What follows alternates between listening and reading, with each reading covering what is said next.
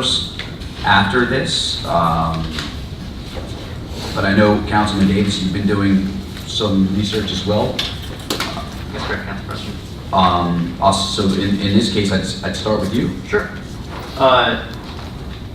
In our journey to reduce the bad behavior of landlords that we don't think are acting in accordance with our values in town, we brought up rent control, and based on the advice from our attorneys as well as doing research from the laws that other towns have passed, I've seen 3 really salient points I think that we can address and adopt in whatever ordinance that we have. The first is a reduction in rent paid to landlords who have an impaired value of a property that they're not maintaining. So for example, if you have a hole in your roof and your landlord's not addressing it with this rent control board, while that deficiency exists, you can come to the rent control board who could then vote to reduce the rent that you have to pay up to a certain percentage based on the impaired value of your property. I think that this is the first and foremost, the most important thing that we can do for our citizens, because it gives people an effective tool at the municipal level, which is fully enforceable, to get financial satisfaction from landlords who aren't taking care of their properties the way that they should. The second and third, and I think in orders of importance, are actual rent control, where we can limit the dollar amount that rent can be increased from year to year. The most prevalent case I've seen where rent increases have been abused is where people are coming up with transition plans to go from one property to another. And not necessarily here, but I've had friends in New Jersey who have signed a 1 or 2 year lease, and they need like an additional 2 months at the end of their lease to come up with another property or come up with a secondary plan. And a lot of the times, in order for a landlord to allow you to have that month-to-month lease, they'll say, sure, you can do that, but your rent's going to go up 80%. I think that's really immoral behavior, because they want to try and force you into another year lease and get those additional dollars. So I think putting a rent cap, and of course, absent provisions for hardship, which LOPAT has in their ordinance, would be good for the people of Phillipsburg. The third one I saw, and in some of the more advanced ordinances, for example, Atlantic City has an extremely detailed profitability level that landlords can appeal to change their rent. To be honest, it requires like even an accounting level type of review. I'm not sure is that important for Phillipsburg to have that, because I don't think we have the sophisticated levels of high rises and huge rental properties that would justify that type of involvement and that type of professional intervention. So I think the first and second ones are extremely important for us. They're simple. They're very black and white in terms of argument, and a rent control board could be really useful to Phillipsburg for controlling those 2 issues.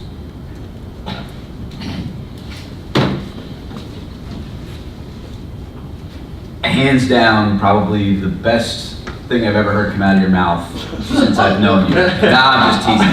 But I will say this, Councilman, we are on the same plane on this one, and I have no comment, so I back you 100%. This is out of my mouth. So, Councilman Lutz, did you have anything on this one? I noticed that LOPAT has a 3% a year, right? Okay. And we don't have a rent control or a rent advisory board right now, right? Not yet, no. Okay. I didn't know if the county had it or No. the county It would be has it. something that we would implement with the rent control ordinance. Okay, sounds good to me. Thank you. You're welcome. Council Vice President. Sounds good to me. Councilman McVeigh. I have just a legal question. So and we know the circumstances of these month-to-month, how they jump them up and kill them.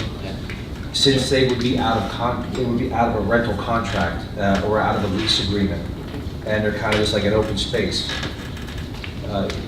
can we still impose ordinances on something? There's nothing on paper saying that I am renting from Mr. Davis. and controlling on what we will have in here. Doing for, it's essentially an oral lease with To protect the folks that are doing that, is that something that can get a little hairy because there's nothing there? I just finished the year lease with Mr. Davis. I'm still having a problem finding a place, so I mean like a couple months, and I worked it out with him, and he just goes, yeah, sure, but you're going from $1,000 a month to $1,800 a month on the 80%. Is this something that I'm gonna go to town and I'm gonna say, I just got jacked up $800 but I don't have an agreement saying, you know, McVeigh to Davis, a month-to-month lease, or are we gonna need something, are we gonna need a month-to-month agreement? Are we gonna encourage people to get a month-to-month agreement? I'm only asking if there's no lease agreement, how can we enforce this to protect those folks? If I'm correct, under the rental properties ordinance, we don't allow month-to-month leases in the town of Phillipsburg. There's a specific term for that, and Counselor, you have to remind me. Yeah, extenuating If you come to the end of a holdover. lease, Right. and the landlord does not make you sign a new lease, but they continue to accept the terms of the original lease, so there's a specific term for that, it's not coming to mind. You're a holdover at will tenant. Yeah, at that point. okay. And would they be covered under that? Yeah, I mean, a lot of Does this is that be written in gonna, here, or does that have to be designated? I think the specific language we can write is that there can't be a rent increase of more than 10% over a 12-month period. So I think regardless of the terms of the lease or the scenario that which the landlord tenant arrived to it, absent a hardship or cause for increasing the rent that much, they could increase the rent, but that person would have the right to come to the rent control board and say this is an absurd amount given the circumstances, and the rent control board would be able to figure that out. I think. Are you spitballing the 10% figure? I just yeah, Oh, okay. as I say. For a lot of our residents, 10% is a lot of money Yeah. in terms of their rent. Okay. All right. Is there any further comment on the rent control? No, is council going to write something up for us? Yes. Under that? You'll have it done by tonight?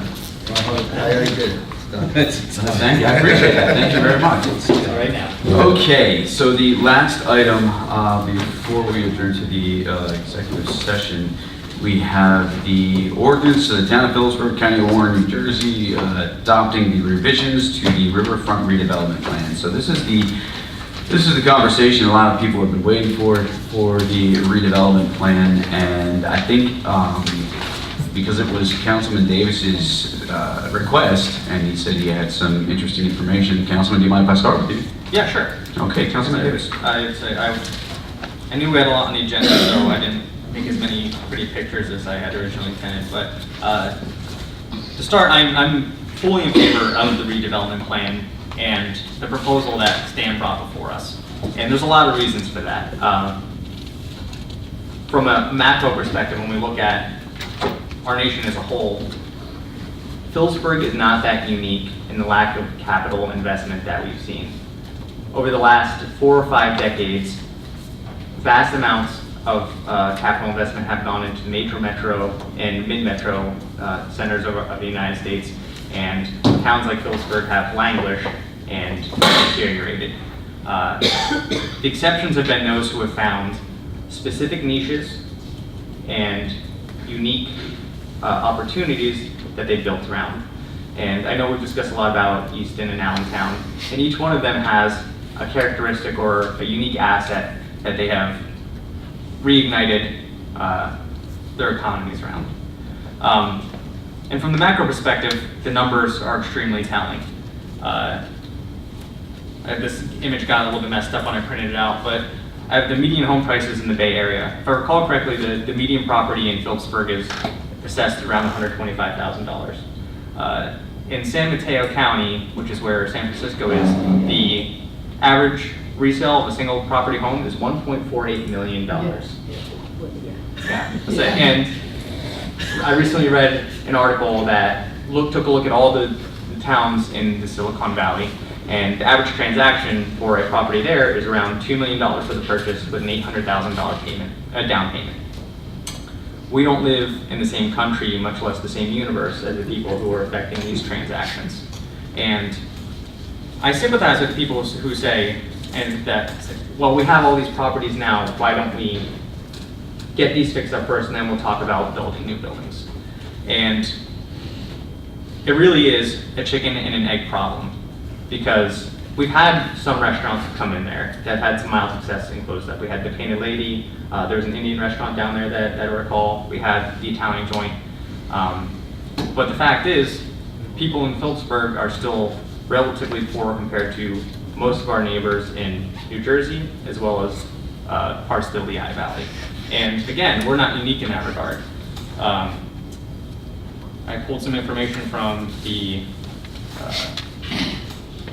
Economic Policy Institute. Over the last few decades, real wage growth in for the median worker has stayed flat or declined for most workers in the United States. And as a matter of fact, for men from 1979 to 2017, workers at the median or below all suffered a net decrease in real wages. So we are working harder, being more productive, and getting paid less than ever before. So the question is, how do we combat that? And I think the answer is to capitalize on the unique asset that we have here in Phillipsburg, which is our access to the riverfront and the recreational opportunities that we can glean from having that access. The current redevelopment plan spans all the way down the river from the Perone project, whether you agree with it or not, has a large completion of the Morse Canal Trail. I think that the green focus of our redevelopment plan, and especially with the documents and drawings that we see from Stan, will give people access to recreational opportunities that don't exist anywhere else in the Lehigh Valley.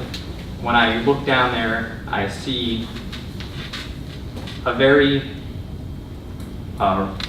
realizable potential for people to have a high-end housing unit right there on the river, have a beautiful view all through the fall, and access to the current amenities in Easton as well as the proposed amenities that we're suggesting. Be able to go for a run on the Morse Canal Trail, have a coffee in one of the coffee shops that we're talking about, and stay in Phillipsburg and spend their money. And without the influx of capital that we're suggesting in this redevelopment plan, I don't think that we can have that type of economic activity in the downtown area that's going to revitalize and create a micro ecosystem or a microeconomic system that can be self-sufficient into the future. So I hope that council will adopt the redevelopment plan, and I think that there is a lot of benefit with the capital investment and the potential for some higher income people to come into the downtown area and really help us revitalize Phillipsburg. Councilman, thank you very much. You have fans, Councilman. You too now. It's a nice time. Excellent job. Councilman Lutz? I have mixed feelings.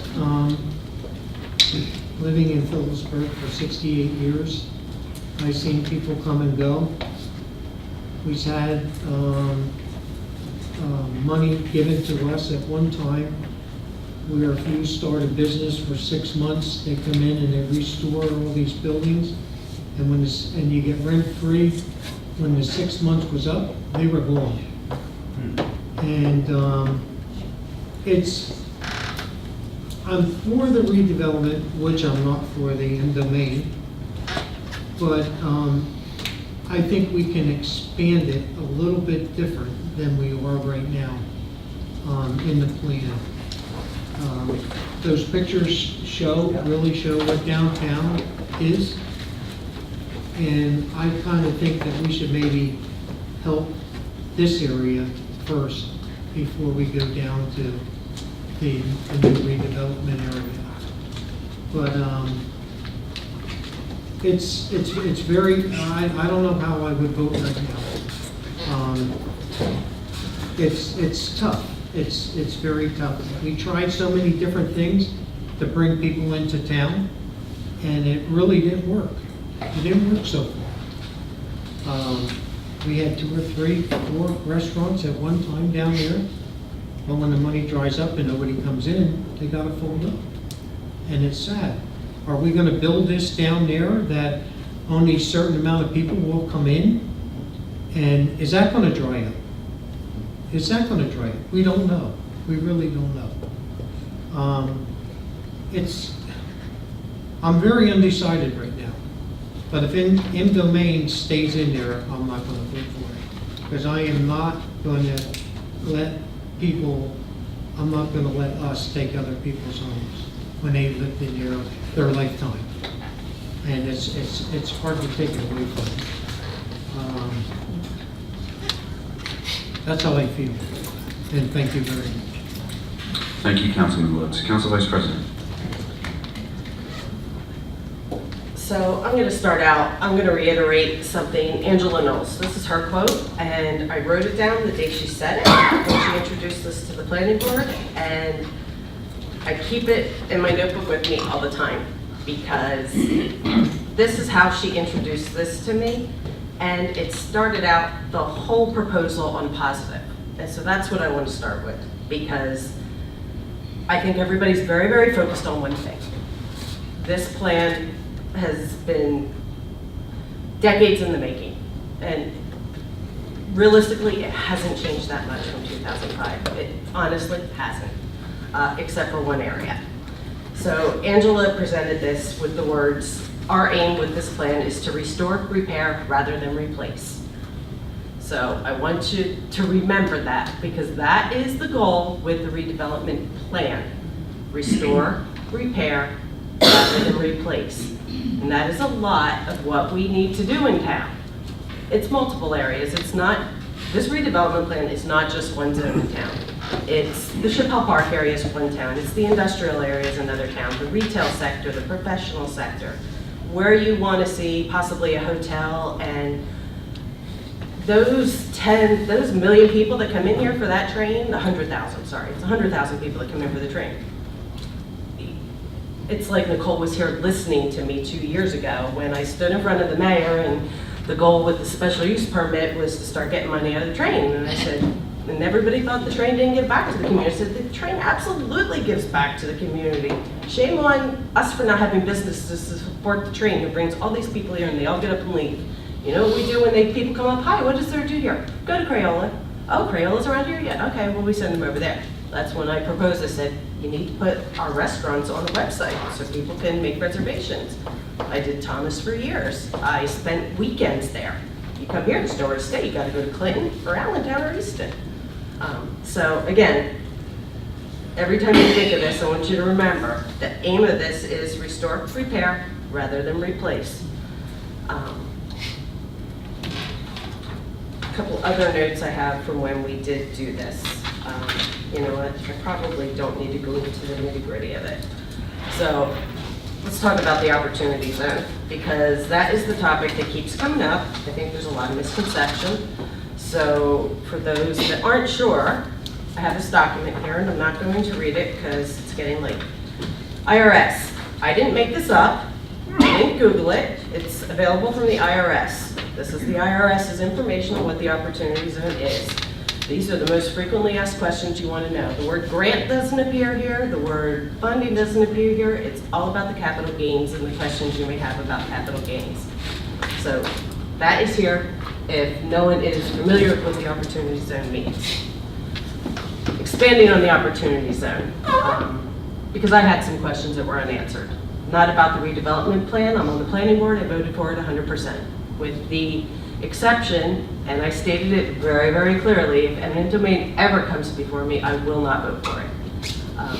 It is not written in the plan at present time into any of the sections that are referenced. Properties ripe for acquisition are noted, but the words eminent domain are not used. We are going to use eminent domain to the property is not referenced within the plan at this time. Coming back to opportunity zones. So there's an article in front of me. I will share if anybody wants it. In opportunity zones, good things come to those who hustle, is the topic of the article. So the opportunity zones were created out of the Tax Cut and Jobs Act of 2017. It's a financial act. That's exactly what it is. if you're not familiar with it. The goal, the policy of this is to include the development of investment prospectus by each opportunity zone to showcase distinctive assets and investable projects. Investable projects. Again, coming back to restore, repair. Community leaders, make sure your zone-related infrastructure is of very high quality and meets all performance standards necessary for this to happen. The goal of this program was to create additionally affordable housing for workers. So what I didn't realize is one of the goals of the Opportunity Zone is it's obviously targeted to communities that don't always benefit, and somebody else did mention it, from investment opportunity, like the Silicon Valley. It's meant for people like our community that are often overlooked. That being said, the recommendations around this are that it aligns with existing state economic development initiatives, one of which, and it's not state, it's federal, it's right up on that wall. So look up on that wall, that's the Envision Center, which I talked about previously because I was at it, the mayor was at it as well. Economic empowerment, educational advancement, health and wellness, character and leadership. This Opportunity Zone is all about building things for our community. It's to get people to come in, invest in our community, to develop jobs, job training, and all these programs that are going to support that program that the federal government saw fit to assign to Phillipsburg. That's one of 17 programs, I'll reiterate, in the country, and we have one of them. If we don't maximize everything we can to support that, we're going to look foolish. This Opportunity Zone, and I'm hitting on it because I don't think anybody's hit the hard points of why it's critical to the town of Phillipsburg.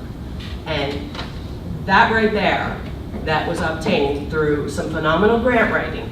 And they got that because of the building we're sitting in, to be honest. That was the #1 reason that was awarded, was because this building was here. Thank you. But I talked about the newly created jobs, which again works with that Envision. One of the other big things that happens, and we're fortunate in Phillipsburg, we have schools in a lot of the neighborhoods, a lot of the school buildings, pretty much all within walking distance with the exception of the new high school. The way the Opportunity Zones are laid out, almost all the schools are sitting in the Opportunity Zones. So, as such, the school district can be beneficiaries of the Opportunity Zone as well. So there are existing educational programs within the schools in these zones that get priority for competitive grants. So the grants that are available could be through the school district, not through the town itself. So as we've talked about, we're going to be working with the school district to help enhance some programs of the community working with the school district. I think this is one of them. There's a program called Every Student Succeeds Act. The goal of that, and I've had another little notation written down for a very, very long time, and that was always, let's not graduate, let's educate. Just because you graduate doesn't mean you're educated. If you know me well enough, you know I take great pride that I'm a first college graduate and went on and furthered my education despite my parents' upbringing. I take a lot of pride in research, and I clearly like to be educated on the topic I talk about. This is such a win for this town. The Opportunity Zone, the Envision Center, the redevelopment plans, just honestly, it's a small piece of it. I don't want it to be overlooked. And one of the things they talk about in this article further is the governors and mayors. They need to strengthen their K-12, college, and career pathways. So business growth happens in these Opportunity Zones. So those of you know, I'm a very active staff member, as well as an AIA and CSI member. So I do the job work. So I'm very heavy on trade training for the local tradesmen. This is one of the things they talk about within this program as well, that you're creating new business opportunities, people to work here, that you can educate and get job training for people. And those are the type of people you look to put in these Opportunity Zones. So they're not leaving, they're investing in the community, and that's what's encouraging them to stay beyond 10 years to get that maximum capital gains. Let's not hide it, they are business people. That capital gains is huge. I'll be honest, I forwarded it to my company, so if it comes up, I can't vote. But you know, my company's got 7 warehouses across the country. I've got 4 in New Jersey, 2 in Pennsylvania. I'm like, there's a really big one getting built in my town. And the capital gains are phenomenal. You need to invest. There's workforce innovation and other detail, and I think you get where I'm going. I'm highly supportive of this. I would sit here and sell you all, but I do it all day, and I've been doing it since 7 o'clock this morning to a lot of people. So if you have any questions, I'd be happy to talk to you about why I am very, very favorable for it. There are a lot of benefits. I would love to send this out to everybody. I will actually submit it to Vicki, and she can send it through the proper avenue. However, I do have these documents up here for anybody that's interested. I only brought 1 copy, but I'd be happy to email them if you give me your email. That's all I have.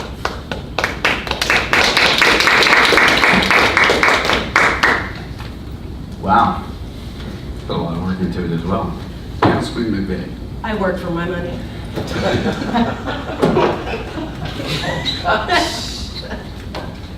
for a couple more weeks. I was bestowed by my colleagues along with Councilman Lutz to be on the subcommittee, the redevelopment plan. So I'm going to just take the stance right now. I'm going to hold my opinion close to my vest. I'm not going to say whether I'm in favor or I'm not in favor of it, because I'm really all ears to not only this very detailed discussion by all the council members here with the council president yet to go, but every one of you out there. Very impressed with the people, the citizens to take time to put together collages such as that, as Ms. Tinderman did, for or against it. I'm all ears. I had an opportunity to sit with Mr. Minor for a time, that's my job right now, as being a member of that committee. So with that being said, I'm going to be a little bit of a rally killer here, and I'm going to touch on something that I think that should be discussed. And it was discussed in our general meeting regarding the sewer and how big we're going to, if this redevelopment goes, can our sewer systems handle what we have? So my suggestion would be, since this originally came up to the planning board, I'd like to get them a little more involved, and it'd be nice for us to be maybe involved with other boards or committees that, I'd like to see an infrastructure study for our environmental protection, our future endeavors on any redevelopment.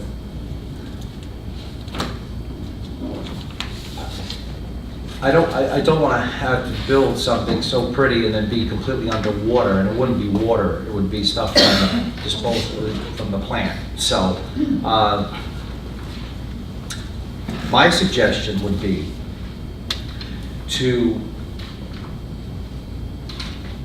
work with the planning board, have an environmental infrastructure study. In addition to, I'd like to invite their sitting president and vice president of the planning board to our next sewer meeting to come sit with us as well, in addition to work with them hand in hand. We hear a lot what was presented from the planning board. I think this should just to go back. My neighbor, a good friend I mentioned once every couple months, Jim Geist always says, a good carpenter does measure twice, cut once. And I believe this is what we should do. I don't want to get in and just bring in a sawzall and just start going at this project. Again, I'm not saying whether I'm for or against it. I'm doing my job as a subcommittee member to be all ears. But this is looming in the background. And to give you just a metaphor of it, if I'm going to go out tonight and try to bench 300 pounds, but I'm not sure if my bicep is totally repaired, and I get that thing halfway up and it comes crashing down on my neck, I'm in trouble. And that's basically what we have with the sewer situation. I want to know what we have going on there first before we start doing what is proposed, if it happens to go through. Once we have a solid foundation and knowing that we are going to be good, and we're not going to have investors ripping out of here like the Indianapolis Colt, the Baltimore Colts did years ago in Mayflower trucks, and just leaving a half-built project down there along the river. I want to make sure we're good. My recommendation is of that, getting the planning board a little involved, inviting the sitting president and vice president to the next sewer meeting, in addition to having them the possibility of a study. I'm not trying to delay anything. I know the naysayers may say, well, just want to have it measured twice, cut once. If there's something that has to be funded out of this study, I'm sure we can possibly look at it for the betterment of our town and our redevelopment future. And that's my recommendation. That's all I have, sir. So, to echo all four of my colleagues, I will tell you I am for the redevelopment plan, but I'm also for an infrastructure study. And I spent my entire day on the phone with our engineer today, because there's a lot of the unknown, right? Our wastewater treatment plant is near capacity, and we can't build out. Yes, it is. Oh, I'm sorry. I drove down there and asked them. Did you? They pointed out where we could, where you could have another SPR and another digester. There's room. There's no room to build, and I can tell you that I've heard right from our professionals who we will invite right back in. So the wastewater treatment plant cannot be built upon, right? So we have to remain a certain length from the road and a certain length from the water, and we are there. Whoever designed it right. We can't go any further than we already are. There's some green acres. Right. The Highlands. So, as much as they would like to build on it, we can't. There's restrictions by the state, there's restrictions by the DEP. We can't build any more onto the wastewater treatment plant. But, by the mayor's own admission, the entire system is from the 1800s, he says, right? And we're talking about adding more to the system. The system's already under stress. Riverfront, the riverfront property, every time it rains or the high school flushes their toilet, we have to send DPW down there to fix the broken, to fix, what is that called, sludge? Is that what he calls it? Mm-hmm. Right? So, we're not trying to stand in the way of the redevelopment plan. I've never said that. People will say that for me, and they'd be wrong. But I'm used to people being wrong. Quite frankly, I think that by performing the infrastructure study along with all of our other utilities, including a traffic study, it would serve to benefit future developers by taking out the assumptions and the misinformation. And I think that it would make the entire project more attractive. So, for instance, the sanitary pump that I was just speaking about needs to be removed and or replaced, which according to our engineers, no small feat. So, the infrastructure study, according to Stan, would take about 45 days, 30 to 45 days, and we are in no hurry. We're an opportunity zone until the year 2026, and I'm sure that investors would much rather come and invest in knowing what they're getting into than knowing what they're not. I agree, Councilman. If you want something done right, we need to perform our due diligence. And when we ran on that. That's the platform we ran on. And I don't care who disagrees. That's the stance we take. Now, I love Councilman Davis's passion, and I think he's 110% correct.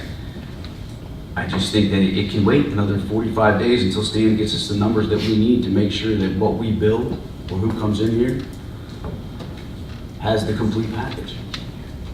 I'm not against progress. Most of the naysayers that weren't even born here. They landed here, right? That's what I have. That's going to be my recommendation next week. So, they can fill the room and they can have 75 people come to the podium, and I'm still going to say the same thing. So,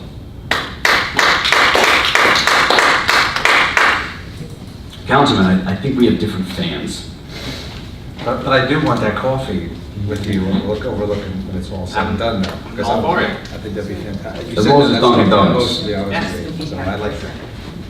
Okay. Maybe the first Cheryl. So, with all of that, we do have an executive session this evening, and the executive session is, we can still use 2018-166? Yes, it matters into attorney-client privilege. Right, matters pertaining to attorney-client privilege / personnel. And I do anticipate this executive session taking at least 60 minutes. 60 minutes at least. Which means that. So, well, there will not be any action taken, I can tell you that, because we didn't advertise for it. But this will be a lengthy session. I would like to thank everyone for coming out. I'd appreciate it if, when you go to Facebook this evening, you try and promote the positive as opposed to promoting the negative.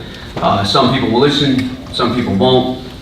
But you gotta lay your head down at night, not me. I'm good. Move to executive, go to executive session. So moved. Second. Roll call, Vic. Roll call. Yes. Councilman Davis? Yes. Councilman McVeigh? Yes. Council Vice President Steve? Yes. President Cooper? Yes.